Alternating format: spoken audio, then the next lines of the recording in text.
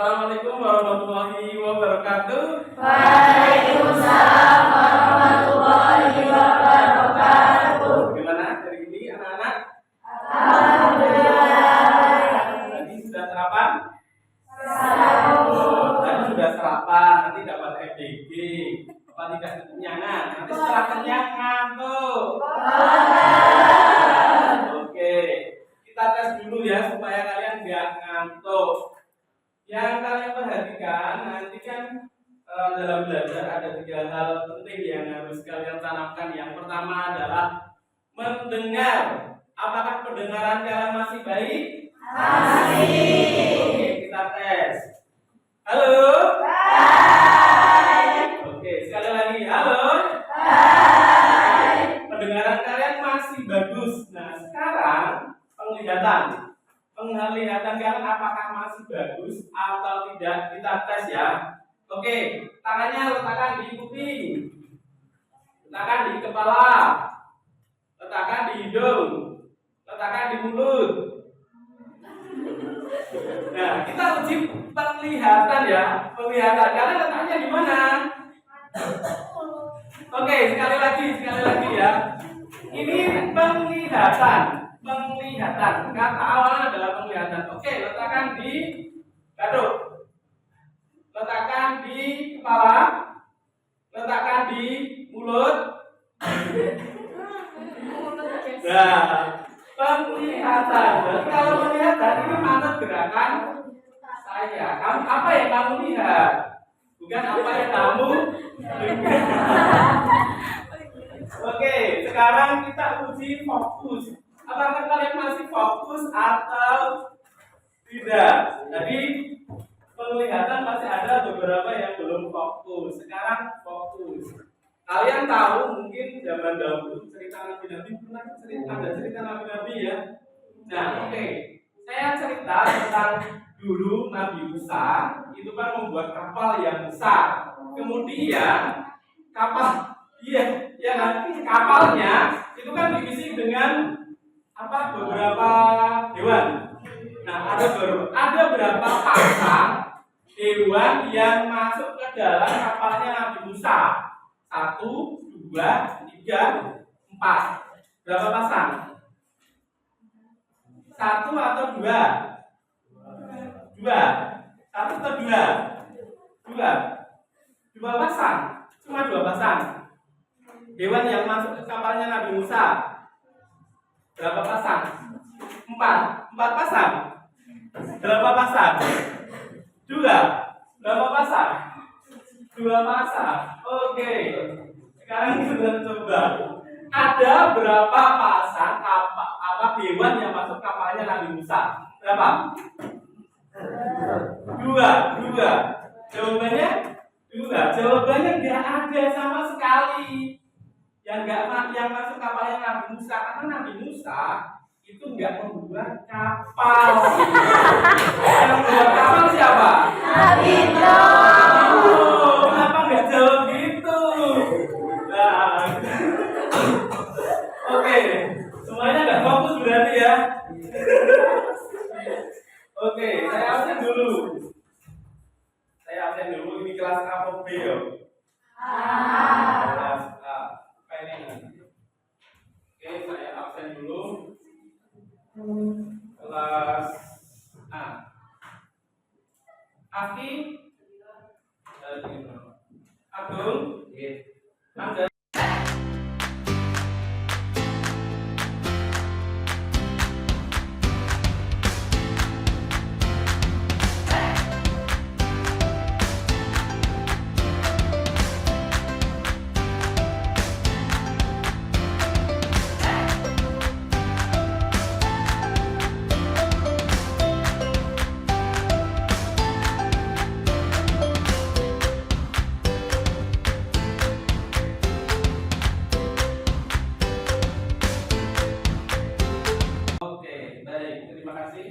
Beberapa yang untuk mengawali pertemuan pada kesempatan kali ini kita baca bismillah bersama. Bismillahirrahmanirrahim. Baik, mudah-mudahan dengan bacaan bismillah pada kesempatan kali ini. Untuk materi kali ini, yaitu saya akan menjelaskan tentang pertama ya, yaitu akidah apa? Akidah. Kalian nggak perlu nulis. Saya sudah bawa handout. Nanti bisa ditulis sendiri. Mau ditulis boleh, mau difotokopi boleh. Silakan ya. Oke. Ini ketua kelasnya siapa? Lilis. Oke, ini saya serahkan ketua kelas. Nanti bisa difotokopi atau nanti bisa ditulis bersama. Silakan. Nah, oke, bab 1 kita akan mengenal tentang menghindari akhlak tercela. Akhlak tercela. Mungkin ada yang bisa bantu saya di sini. Siapa? Yang mau cemburi kan? Mau cemburi tidak sama Pak Aulia. Oke, nanti tinggal mencat-mencat aja ya. Ya, suara saya terdengar lebih keras dan ada kamera. Oke, nanti mic-nya ini ya. Mic-nya pakai ini atau ini. Karena nanti kamu duduk nggak apa-apa. Oke, bab 1 akhlak tercela. Coba next. Nah, sebelum kita mulai pembelajaran nanti saya harap kalian bisa memahami yang pertama, yaitu menjelaskan pengertian dalil tentang hubudunya. Nah, ini hubudunya dulu ya. Besok kita lanjutkan asa, ujub, sombong, dan riak. Kemudian yang kedua, ini kalian juga harus bisa mengidentifikasi contoh atau perilaku yang mencerminkan sifat tercela. Nah, yang ketiga, ini kalian harus bisa menjelaskan dampak negatif sifat-sifat tercela tersebut. Kemudian yang keempat, ini menunjukkan sikap dan perilaku yang mencerminkan upaya menghindari sifat tercela. Yang kelima, meneladani nilai-nilai akhlak terpuji sebagai lawan dari sifat tercela. Oke, itu ya, paham ya? Apa yang harus kalian pahami ya? Oke, lanjut Mbak. Nah, ini ada peta konsep. Peta konsep nanti materi di bab 1 ini yang akan kita pelajari, yaitu ada hubudunya, hasad, ujub, sombong, dan riak. Nah, nanti dari keempat ke 1, 2, 3, 4, 5 materi ya. 5 materi. Ini nanti kalian harus bisa mempelajari tentang dalil, maknanya, penyebab, dampak negatif, kemudian cara menghindarinya. Gitu. Oke. Ini peta konsepnya harus kalian kuasai besok. Oke, lanjut. Nah, yang pertama kita akan membahas tentang hubudunya. Kalian tahu hubudunya? Sebelum saya lanjut ke pengertian, apakah kalian tahu hubudunya? Hubudunya itu berarti apa? Cinta dunia. Cinta dunia, enggak cinta kamu ya? Cintanya pada dunia aja. Oke, hubudunya apa? Tulis hubudunya. Contoh aja, contoh kecil. Atau pengertiannya dulu, pengertiannya cinta dunia. Kenapa cinta dunia?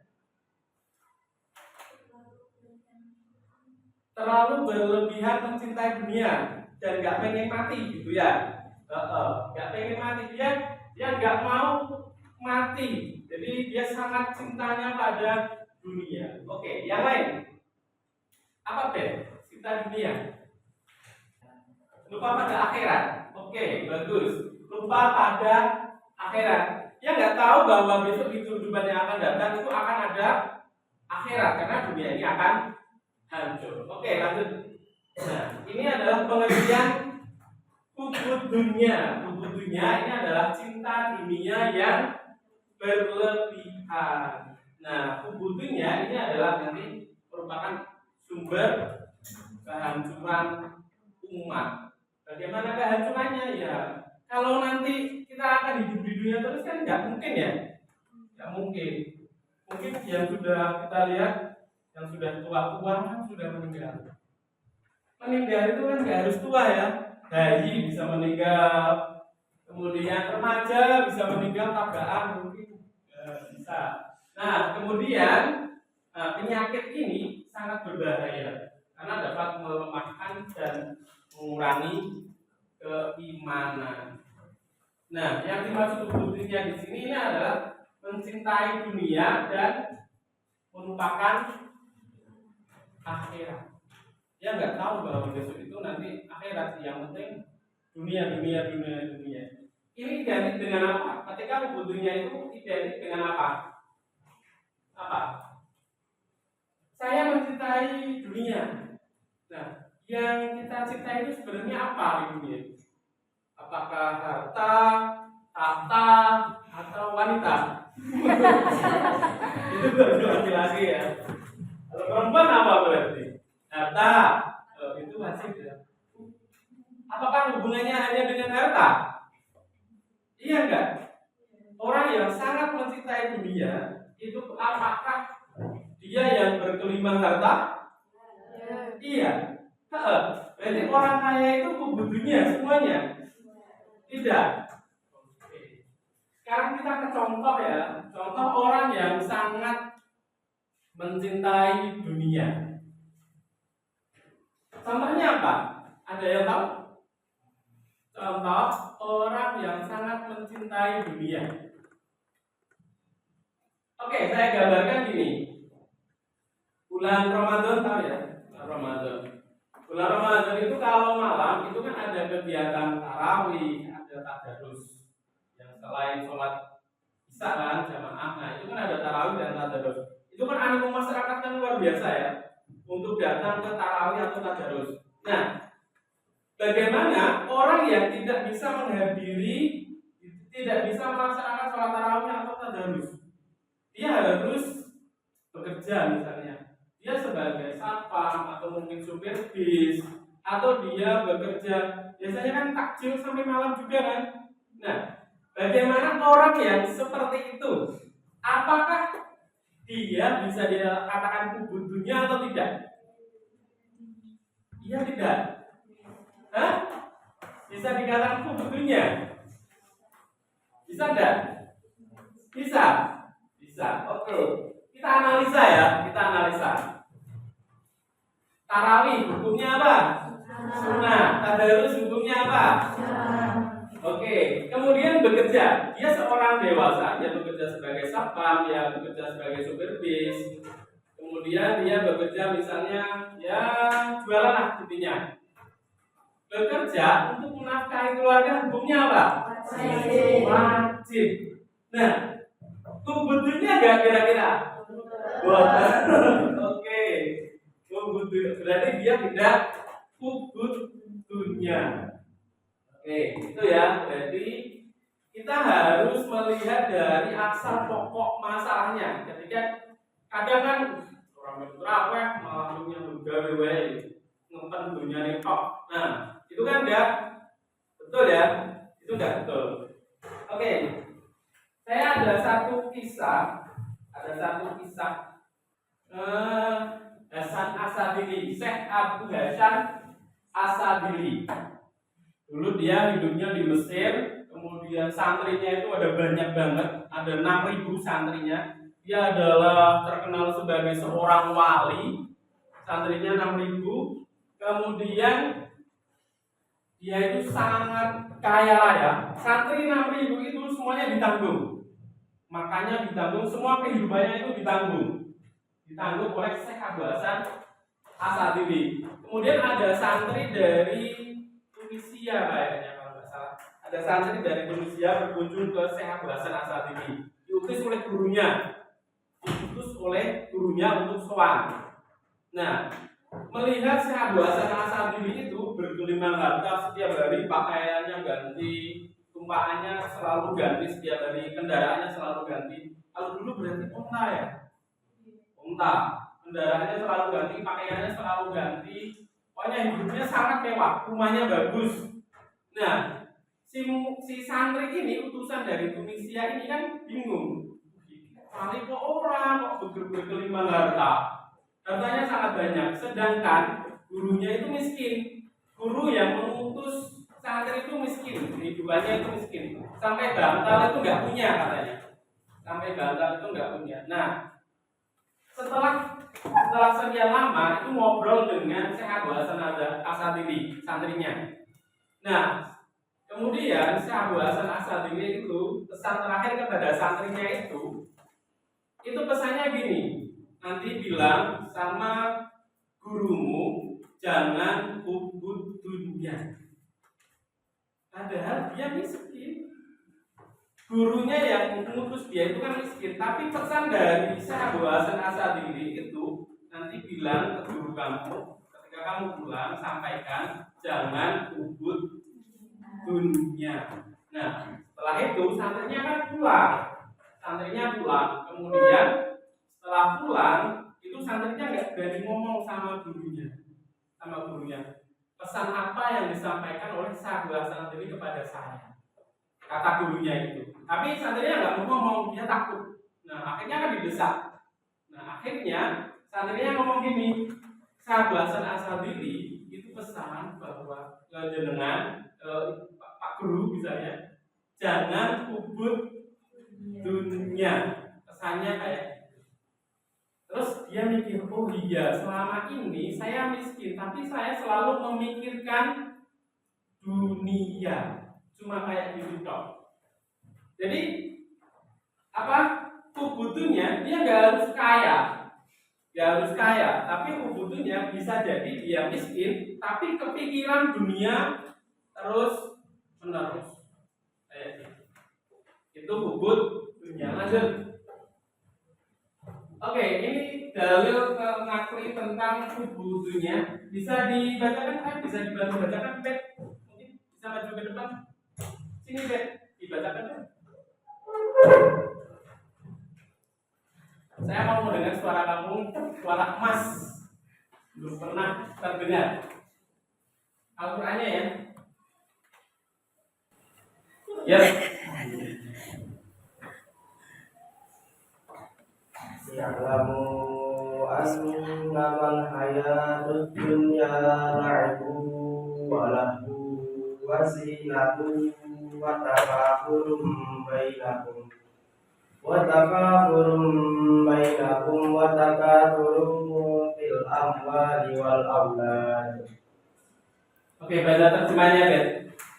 Kita bilang bahwa kehidupan dunia itu adalah permainan, kelengahan, perhiasan, dan saling bermegah-megahan di antara kamu serta berlomba dalam banyaknya harta dan anak keturunan. Oke, terima kasih. Beri tepuk tangan untuk Bet. Oke, terima kasih telah membacakan ayat ya. Ini surat Al-Hadid apa ya saya lupa. Nah, ini ayatnya. Jadi di sini ada hanyalah dunia ini hanyalah permainan, kelengahan berarti yang tadi utusan santri, yang santri diutus itu berarti dia kelengahan, perhiasan, ini perempuan biasanya ya, saling bermegah-megahan. Ada juga yang ubudnya itu memang bermegah-megahan ada. Kemudian ada juga yang berlomba-lomba dalam banyaknya harta dan keturunan. Nah sekarang ini kan diekspos ya, harta itu kan ada yang namanya itu siapa sih konten kreator itu yang suka pamer-pamer harta itu namanya apa namanya? Crazy Rich itu kan banyak ya. Nah itu ya itu juga butuhnya. Kalau harta sudah dipamerkan berarti dia. Oke lanjut Pak. Butuhnya yang pertama menganggap dunia sebagai tujuan utama, dia nggak ingin mati, bukan sebagai sarana mencapai kehidupan akhirat. Suka mengumpulkan harta dengan menghalalkan berbagai cara, kemudian pikir terhadap harta, tidak rela hartanya terlepas dari dirinya. Kemudian ini serakah, rakus dan tamak. Kemudian selalu ingin mengumpulkan harta walaupun sudah memilikinya. Dia nggak puas dengan harta yang dimiliki. Contohnya apa? Koruptor. tidak mensyukuri nikmat. Lanjut. Dampak negatif. Nah, dampak negatif dari hubud dunia itu ada yang tertulis di sini ada 6. Yang pertama, cinta dunia ini akan membuat lupa kepada Allah Subhanahu wa taala. Kalian tahu ketika sholat, apakah kalian ingat ketika kalian sholat itu ingat Allah? Apakah kalian ingat Allah? Atau kalian sudah langsung kemana-mana? Berarti tidak hanya harta yang bisa melupakan dunia kan? Hal lain juga. Yang kedua, mereka yang begitu mencintai dunia akan mudah tergoyah imannya. Itu enggak kira-kira ya? Ketika sudah hartanya banyak banget, lupa sama tetangga sebelah dan sebagainya. Sebagai sumber penyakit, cinta dunia ini sering mengakibatkan seseorang cinta terhadap hartanya. Ini salah ya nomor ya. Cinta terhadap hartanya, dan di dalam harta ini terdapat banyak penyakit hati ya. Penyakit hati bukan penyakit dohir. Ini adalah tamak, rakus, pamer. Nah, kalau pamer sekarang kan hal biasa ya. Orang pamer, istilah pamer sekarang itu apa namanya? Flexing. Ya, flexing. Sekarang banyak banget orang yang flexing. Oke. Kemudian yang kelima, yang keempat berarti ini ya, menghalalkan segala cara untuk memperoleh kesenangan dunia, sikut sana sini ya, sama seperti koruptor itu kan. Koruptor yang triliunan itu kan mencederai rakyat kan. Nah, semua orang dicederai. Kemudian yang terakhir adalah membuat seseorang tidak melakukan sesuatu yang bermanfaat bagi yang di akhirat. Lanjut. Nah, cara menghindarinya yang pertama adalah mengingat bahwa kehidupan dunia itu hanya sementara. Nah, Islam ini tidak memerintahkan umatnya meninggalkan dunia, tetapi diperintahkan untuk menaklukkan dunia. Jadi di kehidupan ini kalian nggak boleh meninggalkan dunia.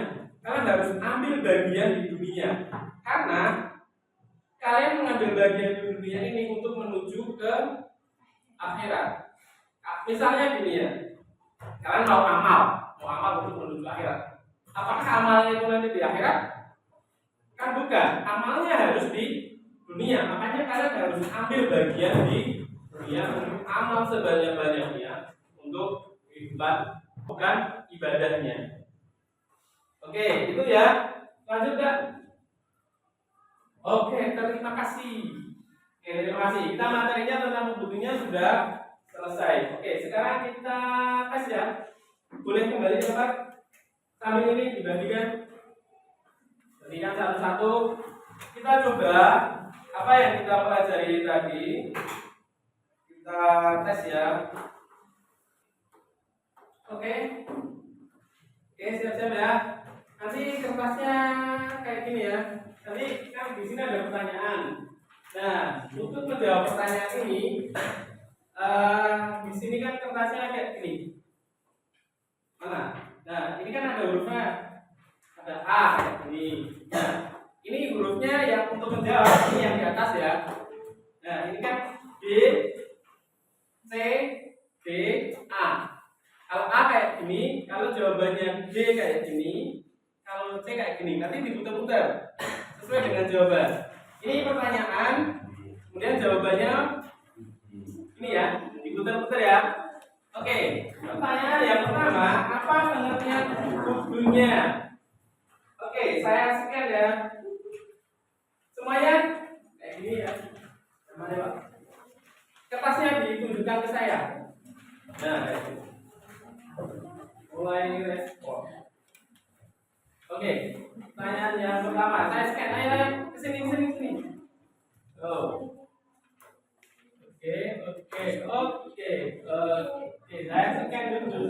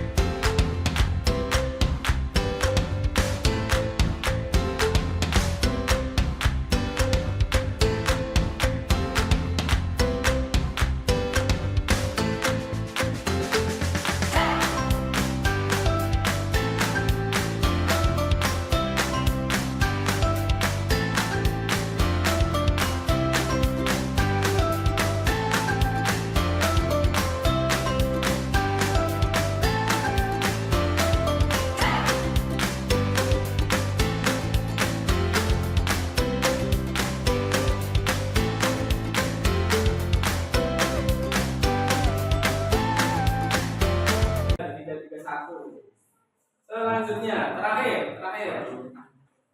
Islam memerintahkan umatnya terhadap dunia dengan cara terakhir. Oke.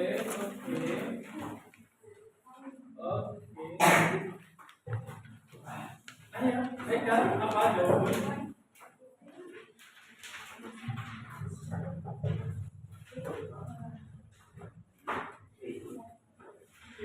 Yang belum menjawab baru 3 lagi.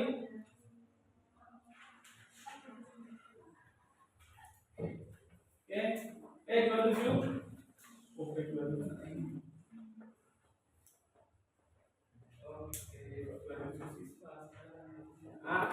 Oke, siapa nanti ya? Di posisi yang pertama. Nilai kelas 88%. Oke, posisi pertama player 5 mana 5? P5. Oke, tepuk tangan P5. Oke, terima kasih. Oke, nanti kertasnya dinamai ya. Dinamai kemudian dikumpulkan. Ya? Iya, bebas. Pokoknya dinamai aja. Di atas atau di bawah tatanya. Oke, ada masih yang harus disampaikan dalam materi kali ini? Mungkin ada yang perlu disampaikan? Jika tidak, saya sampaikan terima kasih telah mengikuti materi kali ini dengan hikmat dan baik. Kalau ada suruh di ladang boleh kita menumpang mandi. Kalau ada kesempatan boleh kita berjumpa lagi. Kita akhiri untuk pelajaran kali ini dengan takbir bersama. Alhamdulillahirabbil alamin. Kurang lebihnya mohon maaf. Assalamualaikum warahmatullahi wabarakatuh. Waalaikumsalam warahmatullahi wabarakatuh. Oke, Mbak.